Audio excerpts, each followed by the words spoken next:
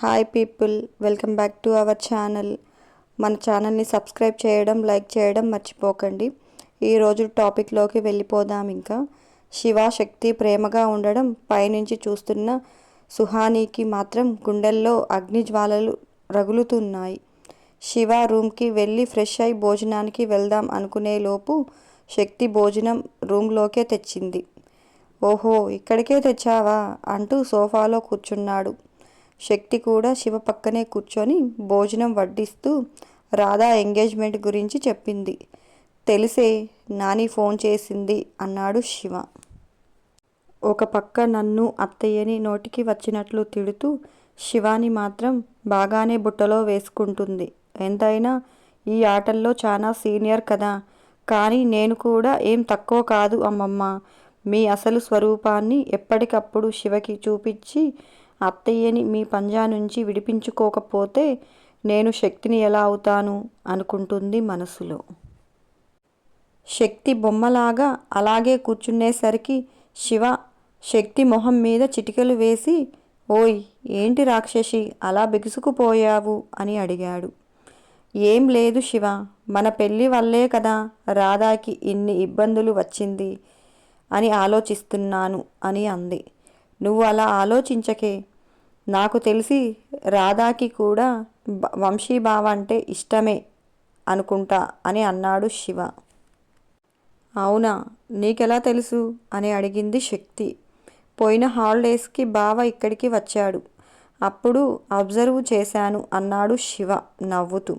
ఆ మాటలకి శక్తి కూడా నవ్వి ఇలాంటివి బాగానే కనిపెడతావులే అని అంది.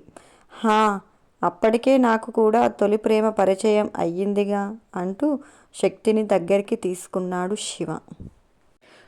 ఓహో శివ, భోజనం పడిపోతుంది అని అంటూ, మరి అప్పుడే పరిచయం అయితే హాలిడేస్లో ఏం చేశావు అని అడిగింది శక్తి నవ్వుతూ. ఏం చేస్తాను, ఆ రాక్షసిని తలుచుకుంటూ ఎలాగోలా టైం గడిపే చేస్తానులే. నిన్ను తలుచుకుంటూ మళ్ళీ కాలేజ్ రోజులు ఎప్పుడు ఓపెన్ అవుతాయా అని రోజులు లెక్క పెట్టుకునేవాడిని అన్నాడు శివ భారంగా. ఆ రోజుల్ని గుర్తు చేసుకుంటూ శక్తి భోజనం కలిపి నోటి దగ్గరకు తెస్తూ, ఈ హాలిడేస్కి తలుచుకునే శ్రమ లేకుండా చేస్తున్నావన్నమాట అని అంది. అహహా, ఏదోలే బంగారం, అలా కలిసొచ్చేసింది అనుకుంటూ శక్తి పెట్టే ముద్దల్ని తినేశాడు. శివ మొత్తం నాకే పెడుతున్నావేంటి, నువ్వు కూడా తిను అంటూ శక్తి వైపు కూడా చేయి తిప్పుతున్నాడు. శక్తి కూడా తినేసి గిన్నెలు ప్లేట్లు కిచెన్లో పెట్టేసి శివకు పాలు వేడి చేసి తీసుకువచ్చింది. వస్తూనే రేపు రేవతి పిన్ని వాళ్ళు వస్తున్నారంట కదా అని అడిగింది పాల గ్లాస్ శివకి ఇస్తూ. పాల గ్లాస్ పక్కన పెట్టి శక్తిని ఒళ్ళో కూర్చోబెట్టుకుని, అత్త కొంచెం స్పీడ్, కోపంలో ఏమన్నా అన్నా నువ్వు పట్టించుకోకే. అసలు తను అనే కాదు, ఎవరు ఏం మాట్లాడినా విన్నట్లుగా ఉండు. నువ్వు నేనంటే బాధపడాలి కానీ ఇంకా ఎవరి మాటలు పట్టించుకోనవసరం లేదు అన్నాడు శివ. అని అంది శక్తి. నీకో విషయం తెలుసా, ఎంగేజ్మెంట్ బాధ్యతలు పెళ్ళి బాధ్యతలు నాని నీకే అప్పచెప్తుంది అంట. రేపు ఈ విషయం అందరి ముందు చెప్తాను అని చెప్పింది.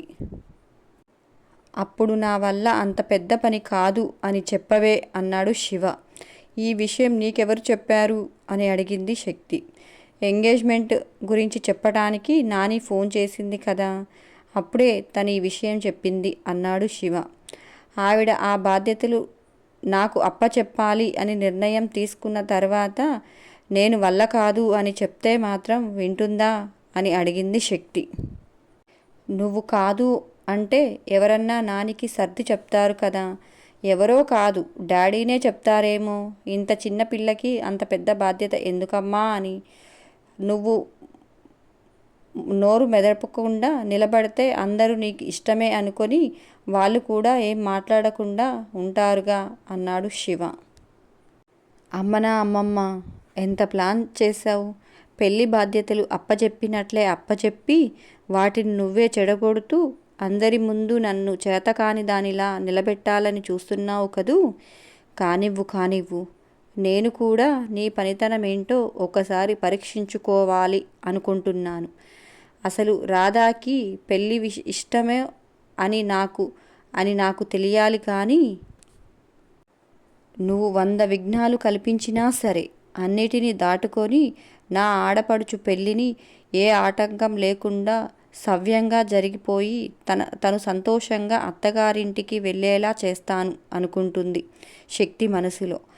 ఏంటి ఏది చెప్పినా బొమ్మలా బిగుసుకుపోతున్నావు, ఏమైంది నీకు అన్నాడు శివ. ఏం కాలేదు శివ, నువ్వు అన్నట్లు మీ బావంటే రాధాకి ఇష్టమే అయితే ఈ పెళ్లి బాధ్యతలు నా భుజం మీద మొయ్యడంతో నాకేమి అభ్యంతరం లేదు అంది శక్తి. ఆ మాటలు వినగానే శక్తి శివ తల మీద ఒక్కటి వేసి, నీ తింగరిదానా, పెళ్లి బాధ్యతలు చూసుకోవడం అంటే మామూలు విషయం అనుకుంటున్నావా? ఏదైనా చిన్న పొరపాటు జరిగినా ఏళ్ల తరబడి బాధపడాలి. నీకు అంత టెన్షన్ అవసరమా అన్నాడు.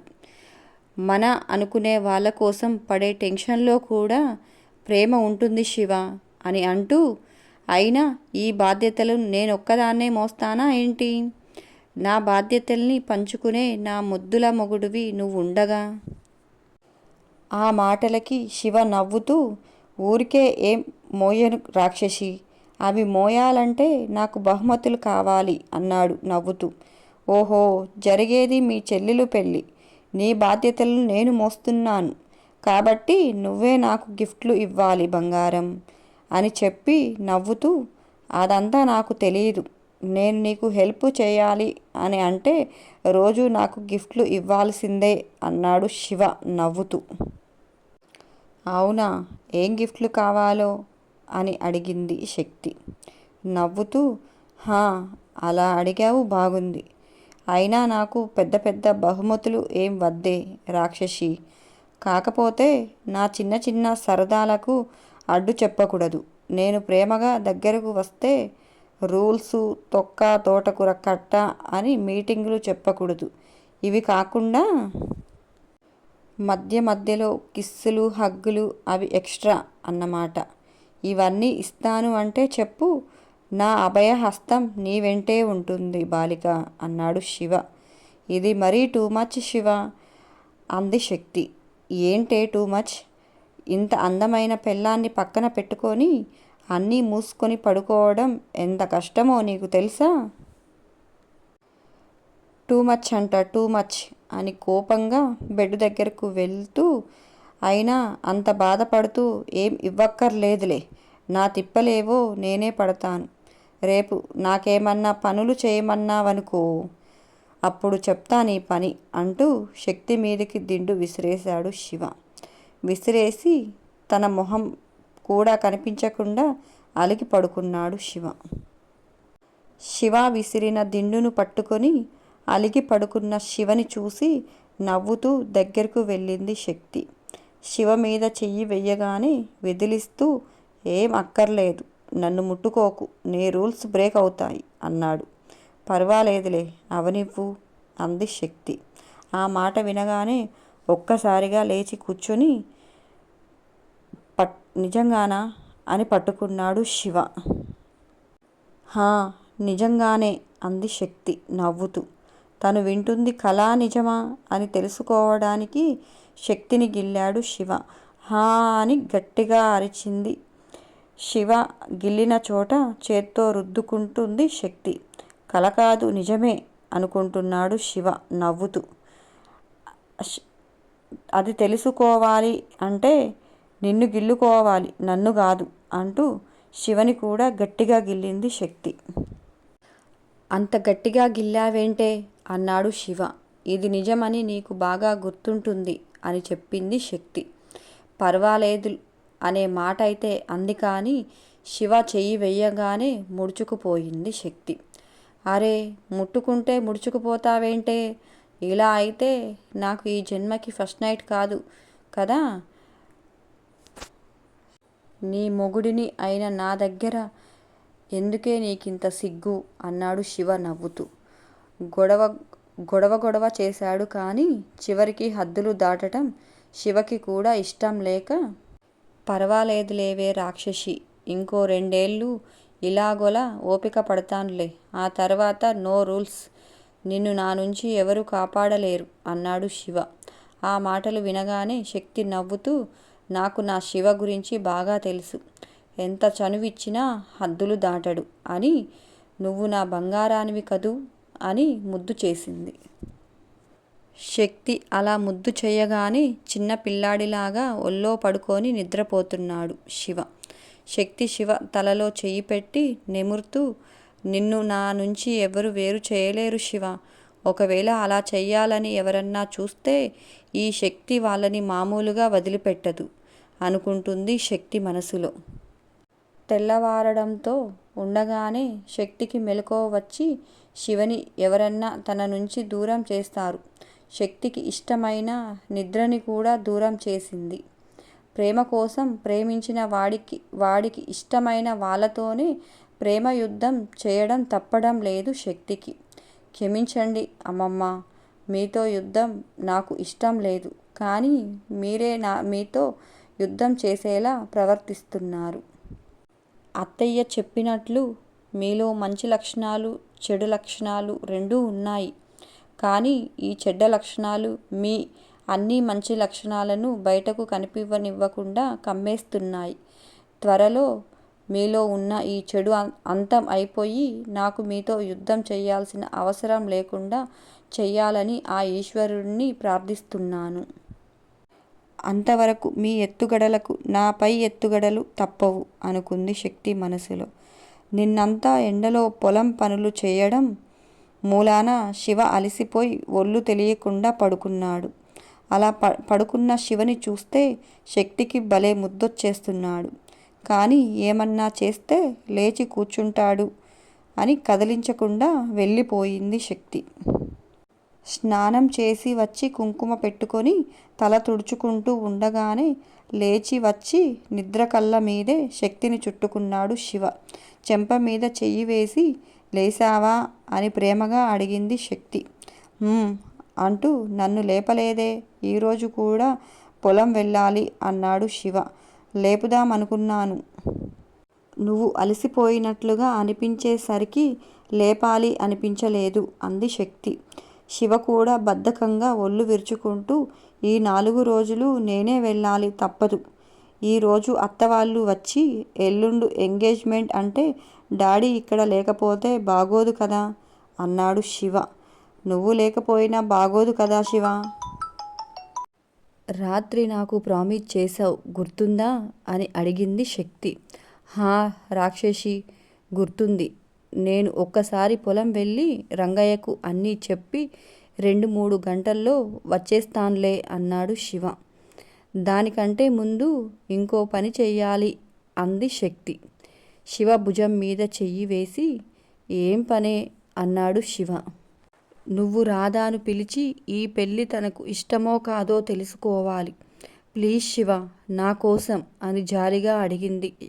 శక్తి అడిగింది అనే కాదు కానీ తనకు కూడా చెల్లెలు ఇష్టమేంటో తెలుసుకోవాలి అనిపించింది. ఫోన్ తీసుకుని రాధాకు ఫోన్ చేశాడు శివ. ఫోన్ రింగ్ అయి రాధా ఫోన్ లిఫ్ట్ చేసి, చెప్పు అన్నయ్య అంది. ఒకసారి ఇంటికి రా బంగారం, డైరెక్ట్గా నా రూంలోకి వచ్చేయ్ అన్నాడు శివ. హా అన్నయ్య వస్తున్నాను అని ఫోన్ పెట్టేసింది రాధ. ఈలోపు ఫ్రెష్ అయి రానా, లేకపోతే అది కూడా ఈ విషయం తర్వాతే చెయ్యాలా అన్నాడు శివ.